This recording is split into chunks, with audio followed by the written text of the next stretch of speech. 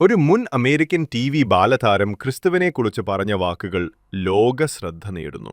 2000ങ്ങളിൽ ഒരു ജനപ്രിയ ടി.വി. പരമ്പരയിൽ ബാലതാരമായി എത്തിയ ഫ്രാങ്കി മുനിസ് ആണ് ഇപ്പോൾ ക്രിസ്തുവിലുള്ള തന്റെ വിശ്വാസം പരസ്യമായി ഏറ്റുപറഞ്ഞിരിക്കുന്നത്. "ഞാൻ ക്രിസ്തുവിന് വേണ്ടി ജീവിക്കുന്നു, അതിലെനിക്ക് അഭിമാനമുണ്ട്" എന്നായിരുന്നു ഇപ്പോൾ 39 വയസ്സുള്ള ഫ്രാങ്കി സോഷ്യൽ മീഡിയയിൽ പങ്കുവച്ചത്. താരത്തിന്റെ പോസ്റ്റിന് 10,000കണക്കിന് ലൈക്കുകളാണ് ലഭിച്ചത്. നടി കാൻഡസ് കാമറൂൺ "നമുക്ക് ദൈവത്തെ സ്തുതിക്കാം" എന്ന് പോസ്റ്റിന് താഴെ കമന്റ് ചെയ്തതും വാർത്തയായി.